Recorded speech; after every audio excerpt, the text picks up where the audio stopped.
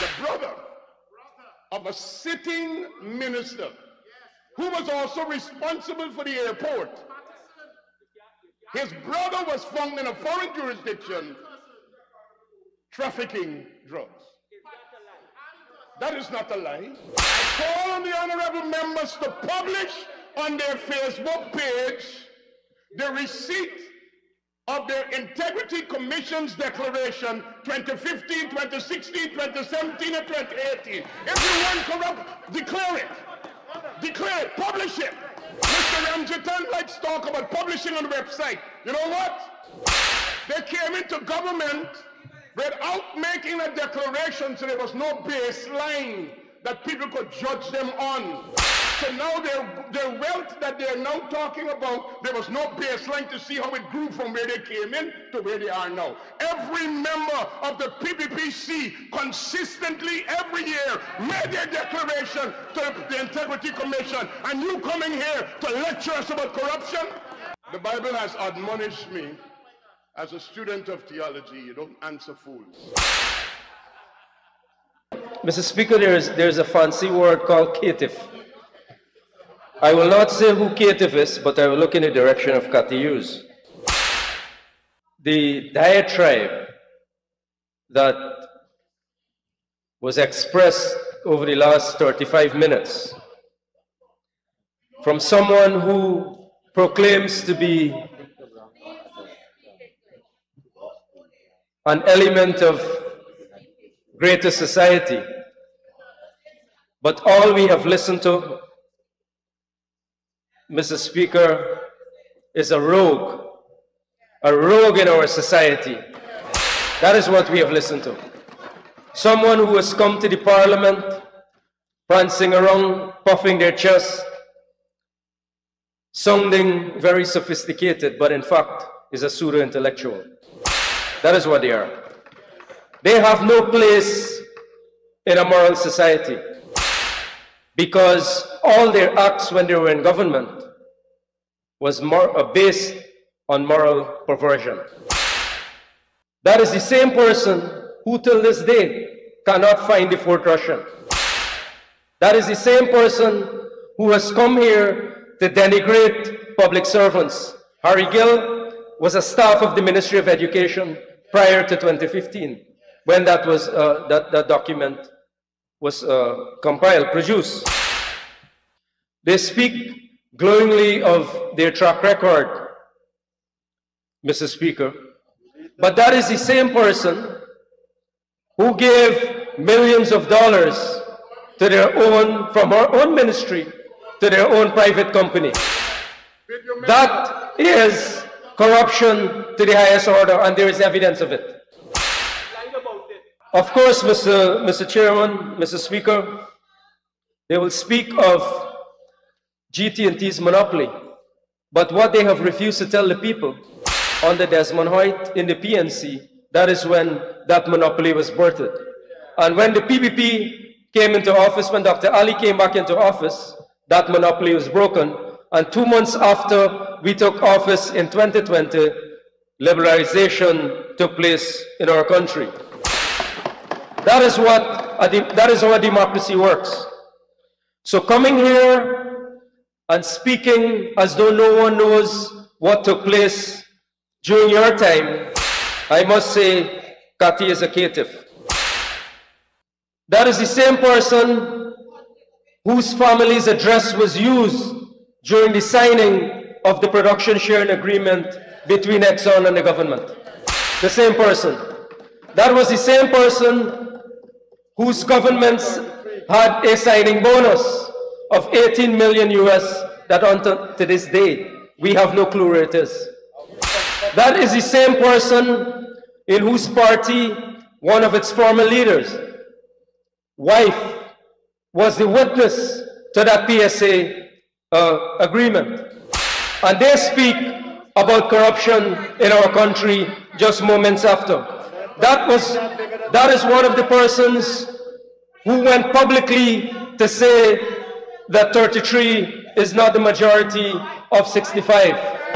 That is the kind of people who come here and they make all these glib statements, but in fact all they are, I don't know if this is a parliamentary term, Mr. Speaker, but all they are crooks in suits. I'm glad that the previous speaker and the Honourable Member Christopher Jones has personalized this debate, and I've said to them many times, I've said to the Honourable Members of this House many times before, don't get personal with me. Don't get personal with me. There is an old legal maxim. There is an old legal maxim that he who comes to equity must come with clean hands. Clean hands. People who steal barber chairs can't criticize us. People who steal pigs can't criticize us. People who steal bangles, bed sheets, and bracelets can't criticize us. People who give their own companies, their video production companies, contracts cannot criticize us. People who transfer $90 million into their bank accounts within 3 months cannot criticize us. People who build the Durban Park project for $1.4 billion and $600 million can't be found, can't criticize us. People who sole source the drug bond, a bottom house for a drug bond for $12.5 million a month, costing taxpayers $340 million. Can't criticize us. People who spent $1 billion on Sarah and can produce nothing cannot criticize us. People who say that they won an election but cannot show their statements of polls cannot criticize us. People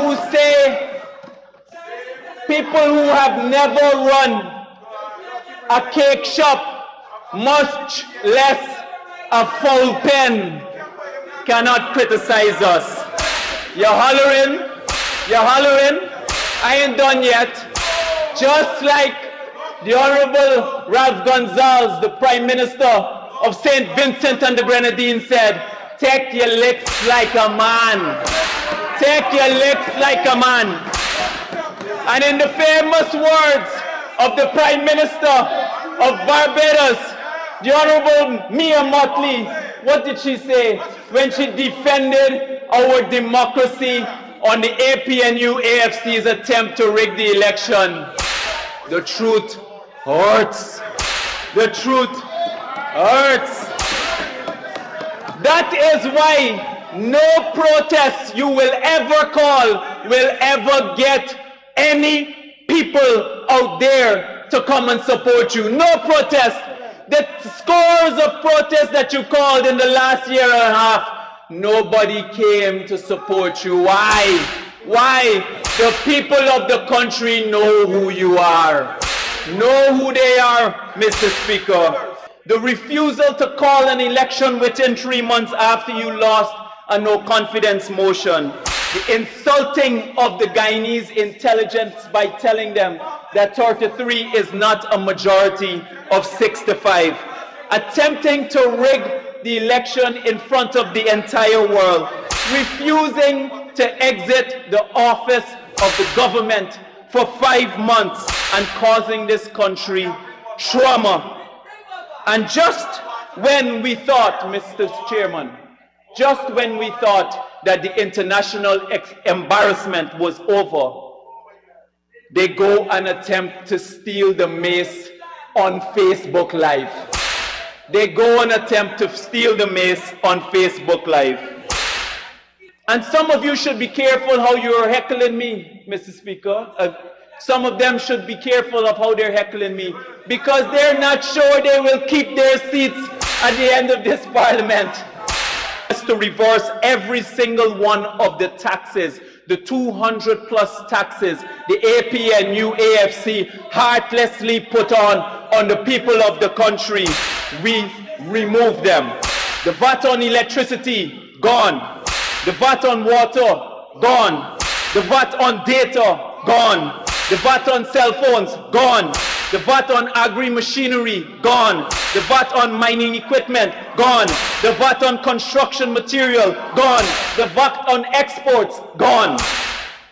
We have distributed more house lots than the APNU AFC did in their entire 5 years in government.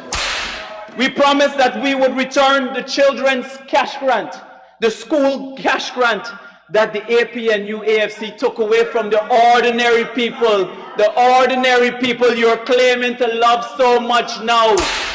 And we returned it, and we increased it already to $25,000 per child. We extended it to the private schools as well. And with the uniform cash grant, it's now up to $30,000 per child. And we will deliver the $50,000 cash grant per child. Even in opposition, they cannot keep their promises. They promised that they would hold a protest every Wednesday at lunchtime at coffee, and they cannot even honor their promise. They promised that they would take the People's Parliament that they had by the Market Square, by the Stabroek Market. The honorable members on the other side started to pomposette themselves outside by the Market Square. And they have not done that. They could not even honor their word. The Honorable Ashley Singh, the Minister of Finance, actually said that I do more interviews in a day explaining everything going on with our sector than former President David Granger did for his entire 5 years. Given the APNU AFC's history with oil money, where they hid the $18 million and then it disappeared,